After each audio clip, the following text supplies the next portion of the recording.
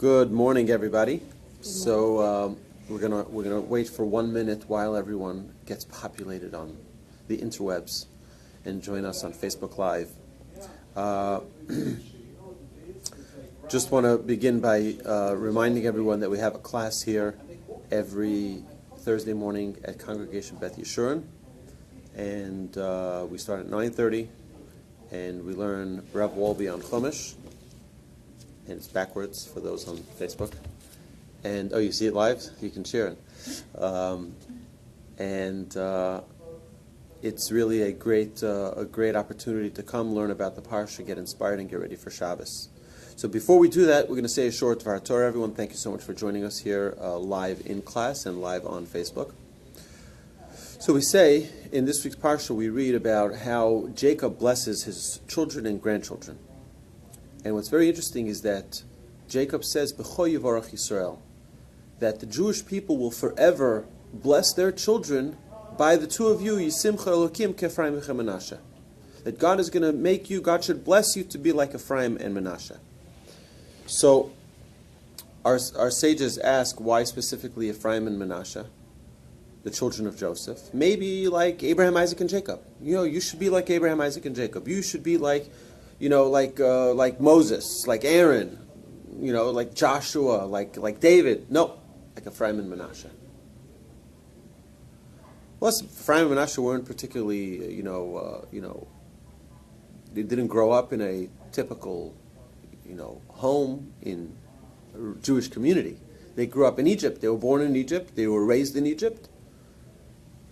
So our sages say, because what Jacob saw in his prophecy was that the Jewish people were not always going to be in their homeland in Israel.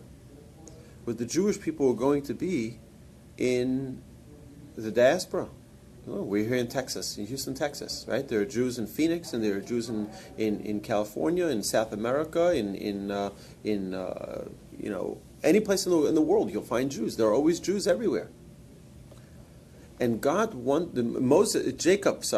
Jacob wanted every single Jew to be able to identify with someone who grew up away from a Jewish community.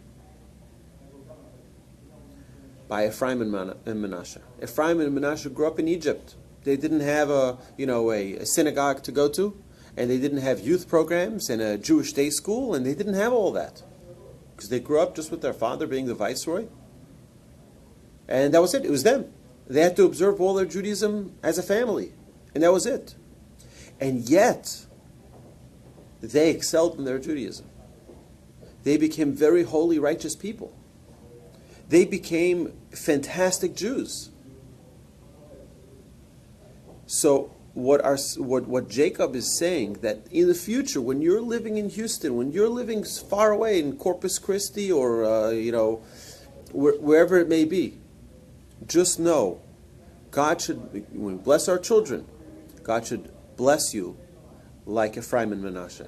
Just like Ephraim and Menashe were able to maintain their status in Judaism and grow beyond, so too, wherever a Jew is, a Jew should always know that they should, that in this blessing, they have the opportunity, hopefully, to succeed no matter where we are. There should never be an obstacle that blocks us from our spirituality. And that's the blessing that Joseph was giving. Joseph was giving a blessing that from now on, forever and ever, every boy and girl and Jewish people should always know, no matter how far you are, you're still close. Think of Ephraim and Menashe, how far they were, and yet they grew up to be such great, righteous Torah Jews. So that's the idea I wanted to share here.